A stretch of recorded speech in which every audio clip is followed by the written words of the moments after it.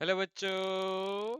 तो प्रश्न में हमें दे रखा है कि E0 आयाम तथा I0 तीव्रता का समतल ध्रुवित प्रकाश एक पोलेरोइड पर आपतित होता है, जिसकी ध्रुवीय अक्ष आपतित प्रकाश में वैद्युतीय क्षेत्र के कंपन से थीटा कोण बनाती है। तो निर्गत प्रकाश का आयाम क्या है, ये हमें बताना है। तो सबसे पहले हमें इस क्वेश्चन को डायग्राम की मदद से समझते हैं कि ये कहना क्या चाहता है। तो कुछ इस तरह से बातें दी गई हैं कि अगर मान लो कि ये पोलेरोइड हो गया,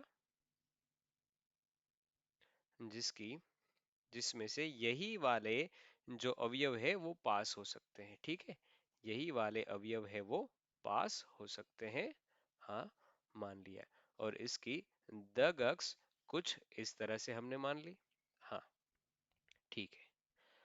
अब यहाँ पर दिया गया है कि जो विद्युतीय क्षेत्र के है वो थीटा जीरो एंगल बना रहा है इस पास होने वाली एक्सिस से, मतलब कि ई जीरो कुछ इस तरह से मिलेगा। हाँ, और ये एंगल दे रखा है हमें थीटा। ठीक है, तो यहां से हम दो अवयव लेते हैं इस ई जीरो के। इस ई जीरो के दो अवयव लेते हैं तो कुछ इस तरह से मिलेंगे।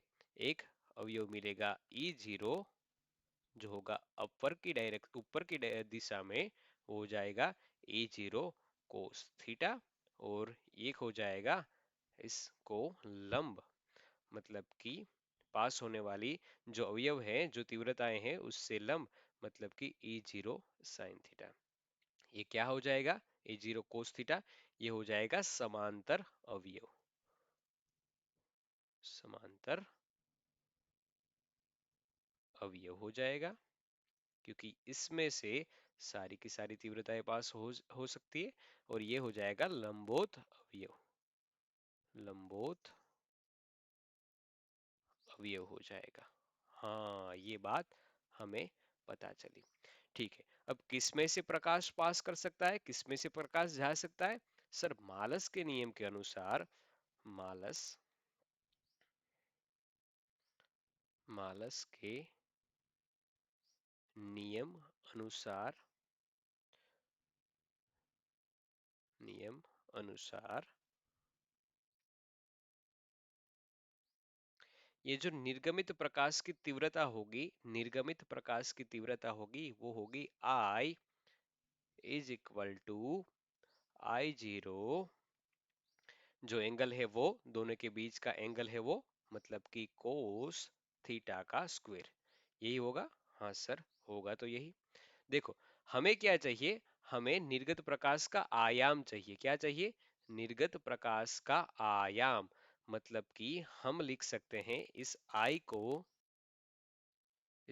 लिख सकते हैं हम के ई स्क्वेयर, और इस आई जीरो को लिख सकते हैं के ई जीरो का स्क्वेयर कोस स्क्वेयर थीटा।